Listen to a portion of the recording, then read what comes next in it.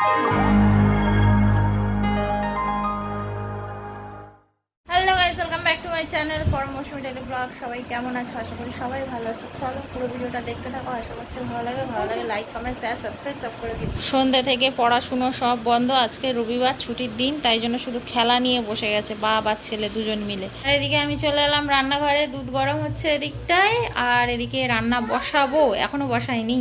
রান্নাটা এইবার বসিয়ে দেবো। সমস্ত জিনিস গোছানো হয়ে গেছে, রাজা রান্না করব সমস্ত কিছু গুছিয়ে নিয়ে এসেছি। এখানে পেঁয়াজ কেটে নিয়ে এসেছি, আরও সব মানে মশলা করা হয়ে গেছে, আদা রসুন পেস্ট। কি রান্না করব বুঝতেই পারছো। এই দেখো, এই হচ্ছে কালভেট মুরগির মাংস। দেখতে কীরকম লাগছে আমাকে কমেন্ট করে অবশ্যই জানিও। তো মানে সে কিছুটা খাসি খাসির মানে মাংস সেরকম লাগে খেতে। যাই হোক, তো ভালো লাগে খেতে, টেস্টটা দুর্দান্ত। তাই জন্য আবারও আজকের নিয়ে এসছে, খাওয়া হবে। তার জন্য আমি ফার্স্টে তো রান্না তো করতেই হবে, কাঁচা তো আর খাওয়া যাবে না। আর এটা যেহেতু খাসির মাংসের মতোই খেতে, সেহেতু রান্না করতে হবে খাসির মাংসের মতোই কিছুটা আর কি, মানে খুবই শক্ত এগুলো। তাই জন্য প্রেশার কুকারে করলে সব থেকে ভালো হবে। তাই অল্প করে তেল দিয়েছি, দিয়ে ওতে আলু ভেজে নিচ্ছি।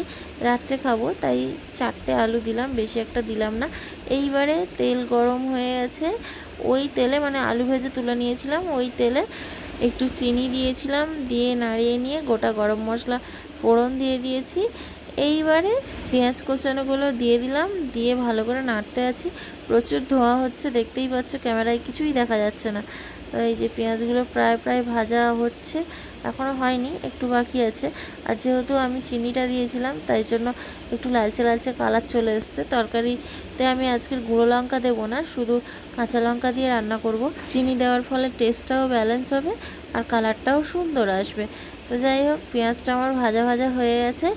এইবারে আদা রসুনের যে পেস্টটা বানিয়ে রেখেছিলাম, আদা রসুন কাঁচা লঙ্কা পেস্ট করে রেখেছিলাম, তো ওই পেস্টটা দিয়ে দিলাম। এইবারে কষানোর পালা, সুন্দর করে নাড়িয়ে চাড়িয়ে একটু কষাতে হবে, মানে একটুখানি জাস্ট কষিয়ে নিয়ে তারপরে আমরা দেব সমস্ত রকমের মশলা। যা যা মশলা আমি ইউজ করছি সেগুলো আমি একটা ছোট বাটিতে করে গুলিয়ে নিচ্ছি জল দিয়ে।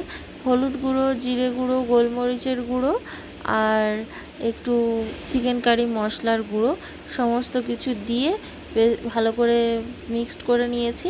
কেউ যদি লঙ্কার গুঁড়ো খাও লঙ্কার গুঁড়োও দিতে পারো, আমরা তো আজকের কাঁচা লঙ্কা দিয়ে রান্না করছি তাই জন্য দিলাম না। এবারে পেস্টটা ঢেলে দিলাম একদম। এইবারে মশলাটা সুন্দর করে কষানোর পালা।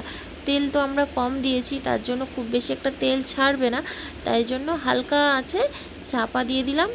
এইবারেও আস্তে আস্তে হতে থাক, তলায় যেন বসে না যায় সেটা লক্ষ্য রাখতে হবে। দেখো মশলাটা তেল হালকা হালকা ছেড়ে দিয়েছে, কম তেল দেওয়া তাই জন্য তেলটা কম ছেড়েছে উপরে। যাই হোক, এখন চিকেনটা দিয়ে দিলাম। আর বরমশাই টক দইটা শেষে নিয়ে এসছে, মানে এইমাত্র নিয়ে এলো, তাই জন্য এখনই চিকেনের উপরে টক দইটা দিলাম। এটা যদি কষানোর সময় দেওয়া হতো আরও ভালো হতো, এখন দিলেও কোনো সমস্যা নেই, দিয়ে দিলাম ব্যাস। এইবারে চাপা দিয়ে হালকা আছে কিছুক্ষণ হতে দেবো। খানিকক্ষণ পরে ঢাকাটা খুলে একটু নেড়ে চেড়ে নিলাম আর আলুগুলোও দিয়ে দিলাম। যেহেতু আলুগুলো গোটা গোটা, তো সেহেতু এই সময় দিয়ে দিতে হবে। দেখো কত জল বেরিয়েছে, আমি কিন্তু একেবারেই চিকেনে জল দিইনি, হালকা আছে দেওয়া ছিল তো, তাই জন্য ও এরকমভাবেই জলটা একা একাই ছেড়ে দিয়েছে।